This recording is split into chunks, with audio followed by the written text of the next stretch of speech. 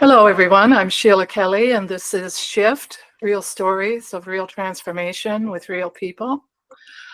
I'm always excited to welcome my guests, but I'm especially excited today to have Shawn Leonard join us.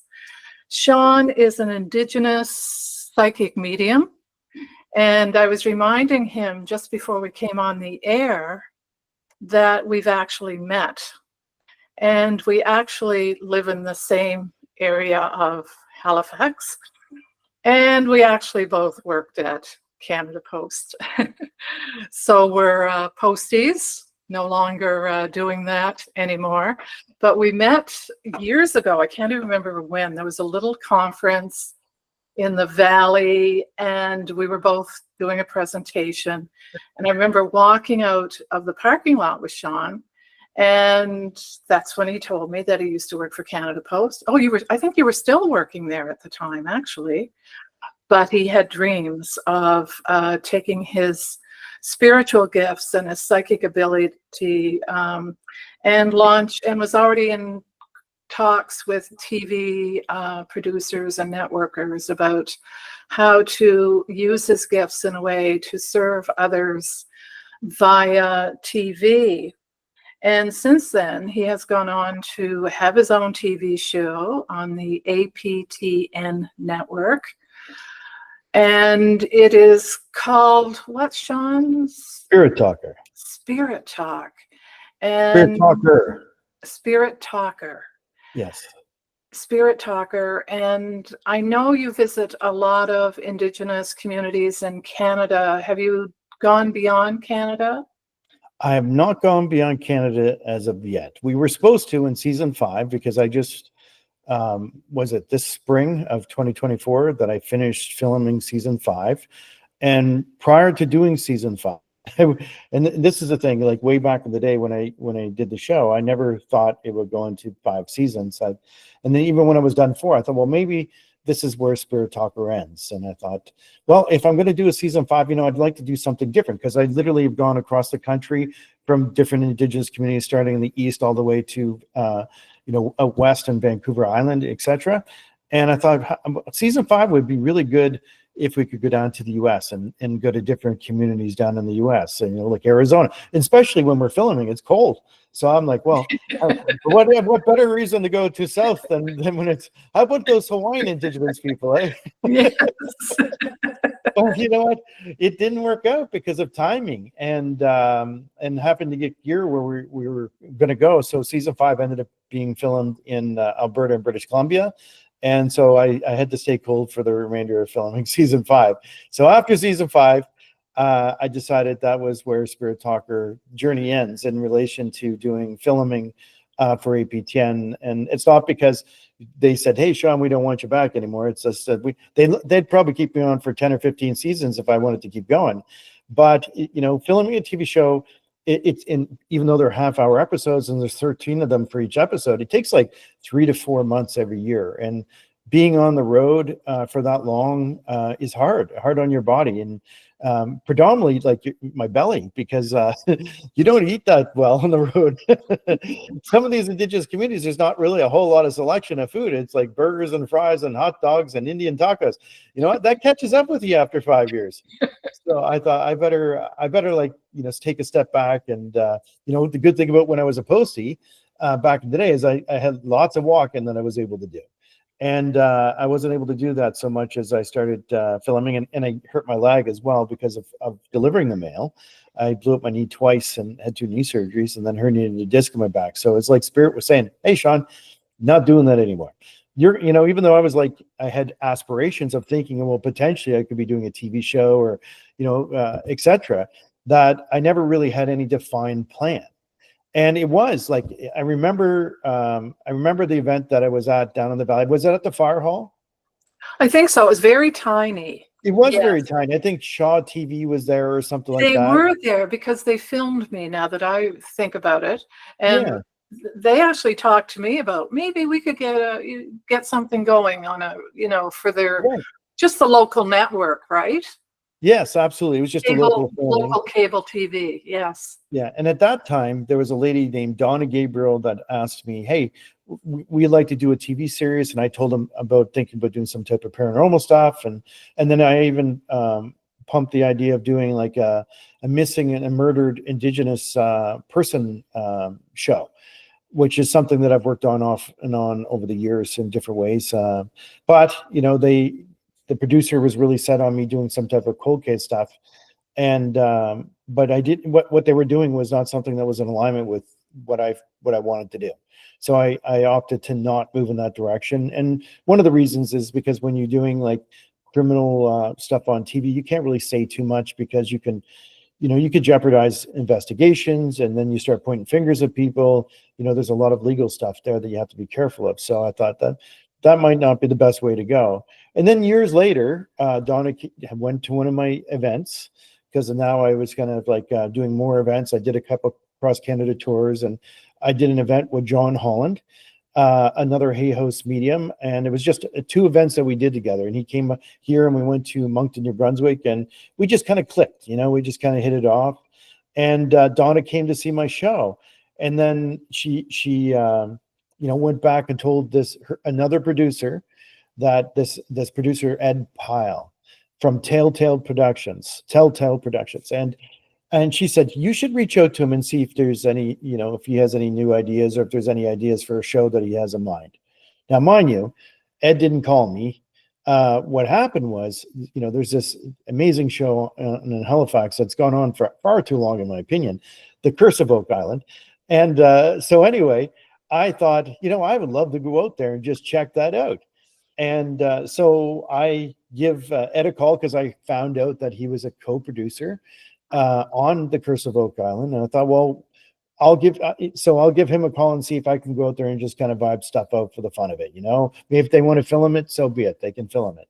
I give him a call and I tell him who I am. And he goes, you're Shawn Leonard, Shawn Leonard, the psychic medium guy? I'm like, yeah. Because that's so weird, because Donna Gabriel was in here this morning telling me about you and saying I should be calling you, and that you're calling me. She didn't tell you to call me. I'm like, no. I'm like, I'm calling you to go to Oak Island. He goes, well, we can get you out to Oak Island, but, you know, have you thought about doing a TV show? And I was like, well, and I told him my idea about missing and murdered Indigenous people, and he sent that idea to APTN, and they liked the idea, although they have another show that's called Missing, and it would kind of conflict. And again, the legal stuff would play a big part in putting stuff like that on TV.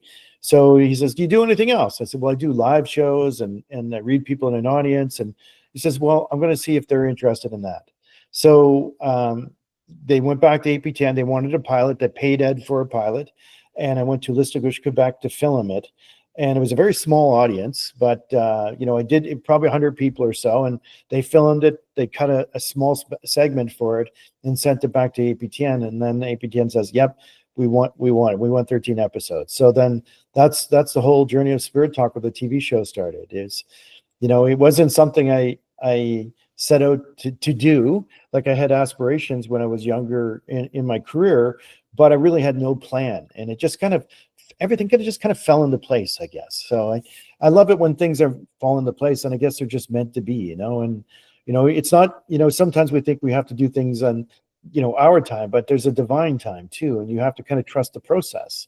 And when you're in alignment with that, you know, things come to you, the right people, the right situations, the right interview, you know, things like that just happen. So it's nice when things just fall into place. Yes, they fall into place because, why, Shawn? Why is because you're in alignment with who you are and what you're supposed to be doing in life. It's like, you know, when you have a passion for something in life and you give your whole heart, body, mind, and spirit to it, and you move through life in such a way, you know, the universe will align with you. And when things are in alignment that way, then, you know, again, everything it's kind of strange, but everything just comes to you in the most awesome ways. And I just absolutely love how the universe has kind of just sent me to the right people and the right conversations, even with Hay House, and publishing my book, Spirit Talker, which I'll hold up here. So I published this a few years ago, but I self-published a book called The Language of Spirit. And, you know, I never thought, okay, I always dreamed about being a Hayos author, and who wouldn't want to be a Hayos author, right? And I thought, well, but I didn't have a plan. All I wanted to do was share what I knew, what I have. And so I looked up a self-publishing company that was a sister company of Hay House, and I paid to have my book published. And with my ghostwriter that I had working with me, her name was Renee Hartleb, and then I had a few other writers that were working with me as well, mostly Renee Hartleb. And then with her and the payment, I think I paid like $18,000 to write my book. A lot of money, right? And then, if anybody's out there thinking that a book, like if you're going to put out a book and it's going to make you rich, you got another thing coming. It's not going to make you rich. It's a passion of something you want to share, right? And when you get royalties on books, they're like $2 a book, maybe $1.50 a book. And I mean, if you do the math on $18,000, that's a lot of freaking books. But that's not why I wanted to put a book out there. The reason why I wanted to share that is because I have particular wisdom, knowledge, and experience in a very unique life story in such a way that has led me to everything in life to where I am today. And I wanted to share that and help people understand, their own psychic connection, their own intuitive connection with the spirit world and their own people. So I wrote that book with that in mind. It wasn't thinking that somehow this is going to enrich my life. I was thinking, how can I enrich other people's lives? And that's why I did what I did. And again, the synchronicity of like touring with John Holland and my book coming out, John Holland just happened to be walking by an office and overhearing a conversation about looking for some new Indigenous authors. And he backs up and he goes, "What did you just say?" Because yeah, we're looking for some like new and unique Indigenous spiritual authors. And he goes, "Have I ever told you about Shawn Leonard?" Next, I'm getting a phone call, and then I'm having two meetings. One with the vice president of Hay House, and one with their chief editor, and next, and then they're making me an offer very shortly after. It was just, I never had an agent. I never like inquired like, how can I be published by Hay House? I was just out doing my thing, and that's what I've always done. I just do what I'm passionate about, and then, in the right time. And I've been doing this work so long, this is like over 25 years that I've been doing this work in different ways. And, sometimes I've taken breaks because of life, etc. But, I just kept plugging along. And that's where, we bumped into each other. It was on one of my many journeys somewhere of like out there, serving people and do what I felt like exactly. With no money, no. not even gas money, right? We get in our cars and we go and say, "Oh yes, maybe I'll connect with somebody," that kind of thing.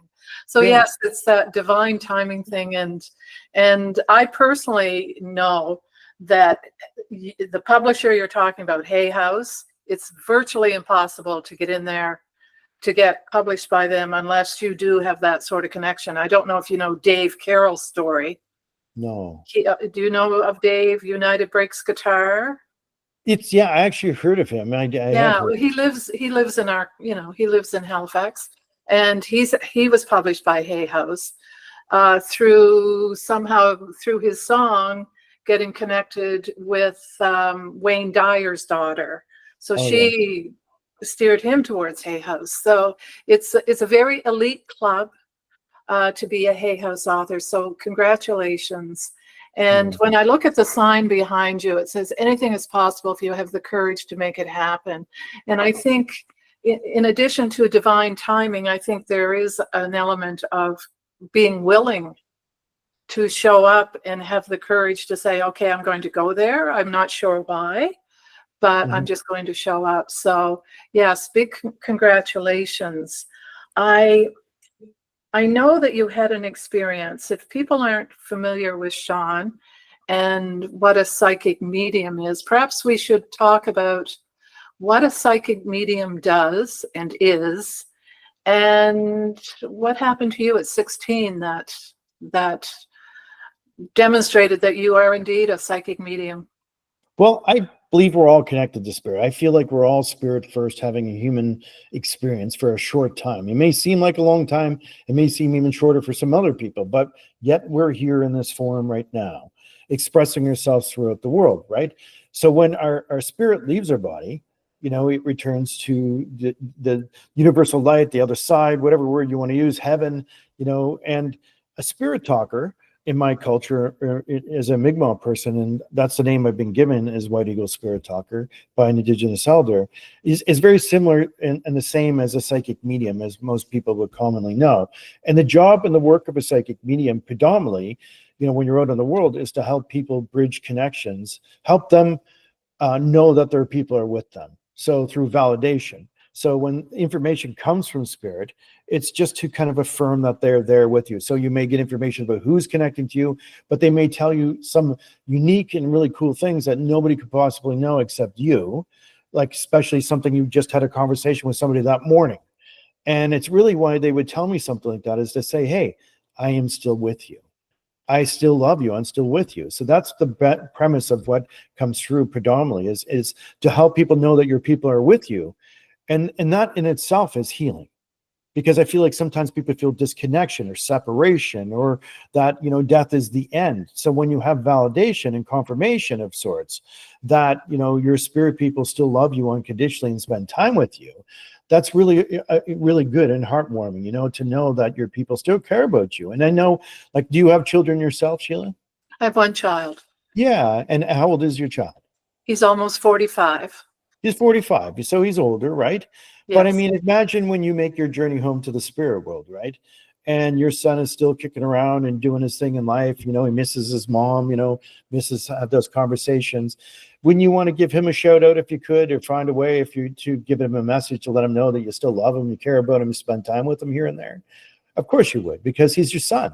You love him. And that's how other people feel. So they look for ways to kind of communicate that. Often people will communicate through a sign or a message or a song, or a particular book that you read that reminds you of a person or something, right? So they can find other subtle ways, and sometimes they can find more direct ways. And that could be a particular person that just feels inspired that they should say something to you. And a medium is like that, just a little bit more finely tuned, let's say. They're more aware of that communication, that direct communication from spirit. So that when you get a message, then you can deliberately, tell that person what's being said or who it's coming from, and maybe give some guidance in some way to help them move through life in a better way. Now, when I was 15, and I think that, the biggest loss that I've ever had in my life up to this point was the loss of my father. And I remember the day that he passed. It was October 16th, 1987. So it wasn't yesterday. It was a long time ago. Again, I was 15. Now I'm like 52. So I'm starting to be an old fart here. All of a sudden, my whole life just went by like that. But, my dad, unfortunately passed away out on the driveway. He had a massive heart attack. He was only 42 years old. He didn't take really good care of himself for the most part. He drank, and, he was on the Navy, he had a high stress job. He pretty much ate bacon every other day. I remember on weekends we'd have bacon and eggs, and taking the bacon fat and frying our eggs in them, for God's sakes. Today we think we're crazy if we did something like this, and then and he smoked as well pretty heavily, because it was kind of the thing to do back then, right? And now we know how bad smoking is for us. So you put all those things together with some genetics, and man, it's not good news. So my dad passed away at 42, and at 16 I had this really incredible visitation from him. And the visitation was where I was sleeping on my mom's couch in the basement, and he just appeared to me in the room. And I woke up, or I thought I woke up, and I had kind of an out-of-body experience, because I was still sleeping on the couch. I could still see my body on the couch, but I stepped up out of my body as I watched this ball of light at the end of the room that just grew larger and larger and brighter and brighter. And I actually thought for a moment that I was making my journey home. That, okay, well, this is my, for whatever reason, my body's here and I'm here. But as the light got large enough, out walked my father. And my father was wearing, and I thought it was ridiculous, because my dad was wearing a long white robe. And I thought, what the hell are you wearing, Dad? Like, my dad wouldn't be caught dead wearing this, literally. He was in the Navy. He drank, he smoked, he cursed here and there. He's a hunter, not somebody you would think somebody would be walking out looking like Jesus all of a sudden. And I kind of like was taken back by his attire. And then I became angry, and then he said, Shawn, don't worry, we get used to wearing stuff like this over here. And he says, I know that you're angry. And then he says, you need to calm down, because I was angry because I lost my father. And I was the one that tried to resuscitate him. I was the one that my mom had come in and woke up in the morning. It's like 5 o'clock in the morning because he was off going to work. The truck was running and I was trying to do CPR. So when I did the CPR, I could feel like, the shell of the person who he was empty. It was almost like his aura, his spirit, the person that he was in that form was no longer in that body, but I could feel him there. And I remember cursing at him, yelling at him as I did CPR, and I knew in my heart that he wasn't coming back. So this dream was very important to help kind of release some of these emotions that I was holding in my own heart around all that, because now I know my dad is okay. And then he says, I come to you with a few messages, and you need to remember these. He said, Shawn, you need to tell your mom I'm okay. You need to tell your brother that I'm okay. He says, promise me that you will do this. I said, I will. I promise you. And he goes, I've come to you with another message. He said, you won't understand this right now, but long before you or I were born, we had a plan. And even though you think that maybe I could have taken better care of myself and I would be here longer, it was my time to go. It was my journey. The end of my life was supposed to be at that time. And it has a lot to do with you. And I said, well, why would you have to die so that I could be living in this incredible journey that you're trying to speak about? And he says, one day, Shawn, you're going to be helping people. You're going to be serving people. You're going to be guiding people. And you're going to help people understand this connection that we have to the place from which we all come from. And I thought, this is silly. What kind of stupid plan is this? How am I going to do this? I'm thinking. He says, you don't really have to do anything, Shawn. It's just going to happen. I'm like, oh, this sounds silly. It sounds like Yoda from Star Wars now. It's just some type of wisdom that just doesn't make sense to me. And at that time in my life, all I literally thought about was girls and guitars. And that's how I was grieving, was the girls and guitars. And music. I failed school a couple of years because I was just struggling with the loss of my father, which is understandable. But I was able to kind of pick myself up and find my way through life. And it wasn't until my 20s that I started to have more intuitions, we'll call them, more senses, because I became more spiritual. I started to walk a more spiritual path. And it's because I started What does that mean, Shawn? You began to walk a more spiritual path. Well, because I had before the birth of my oldest daughter, Mackenzie, who I call Kenzie, was born, I decided that it would be good for me to go and get my health checked. Now I'm in my mid-20s, right? And I thought I should go get checked out. I'm 22. Right? I'm going to go get my cholesterol checked just to make sure I'm okay. Because I know what happened with my dad. And I went and got my cholesterol checked. And it was high, very high for a 22, 23-year-old. And the doctor said, listen, Shawn, if you don't change your lifestyle, you will not live as long as your father. Because your cholesterol is so high, I'm thinking of putting you on pills now. I'm going to give you 3 months to change your life. And it sent such a startle in me that I quit smoking. I started exercising, probably a little excessively at that time. Then I became all about my body. I was like, I got to have the 8-pack. I got to look good.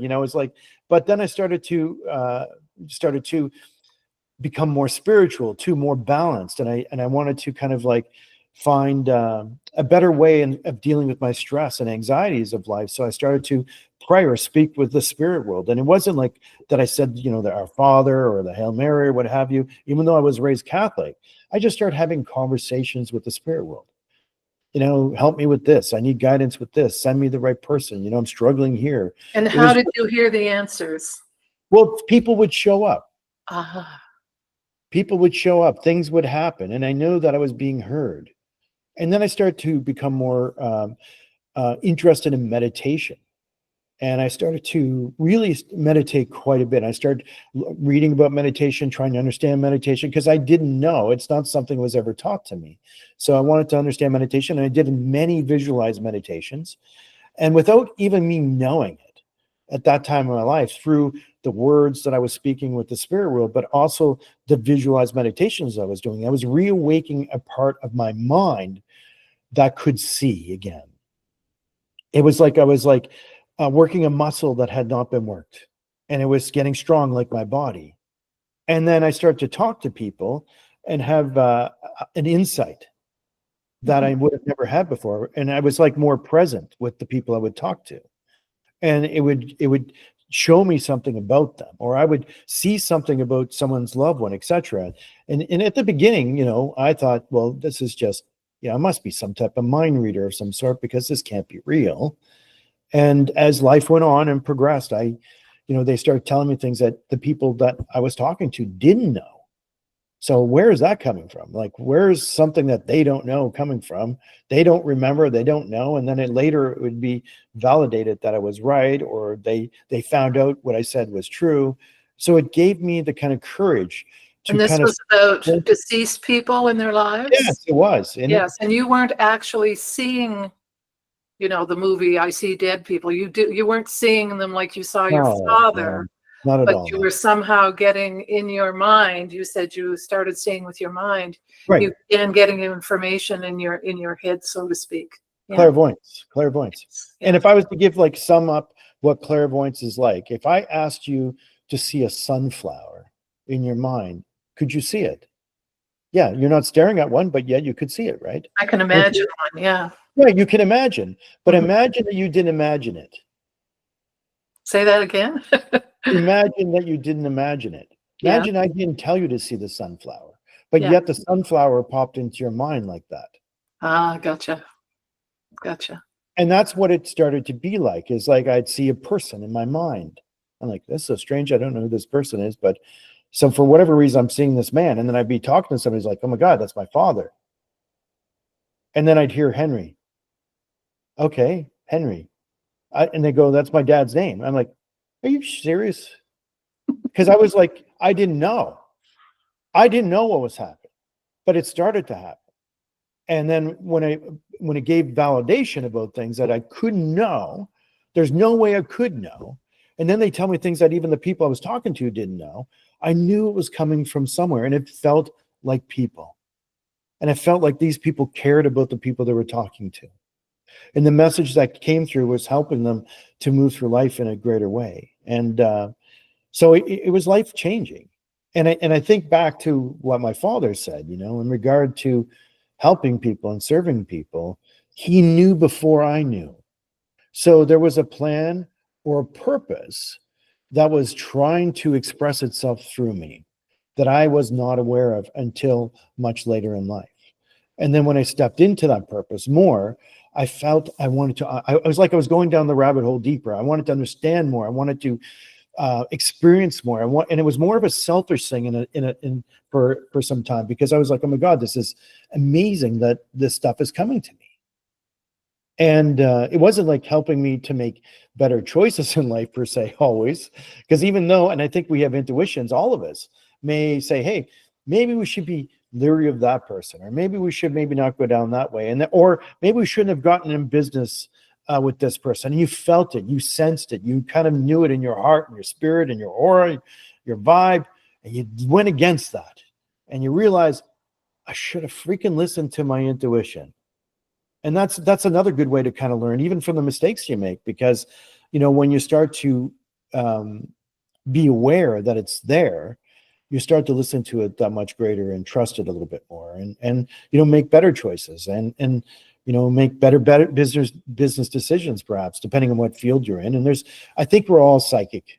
I do feel like we're all connected to the spirit world, and it's irrelevant of culture or sex or anything.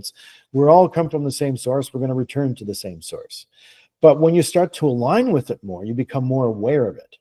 And when you become more aware of it, then it kind of flows through your life and all the people and everything that you meet. And it's just amazing. Like the things that I've been through, that's why I had to write a book, is because this is, I've had so many experiences that I feel like I need to share. I mean, it's one thing to have wisdom and experience for yourself, but it's almost like if I don't share it with people, if I don't share, like, like having a conversation on a podcast, no one's going to ever learn about these greater.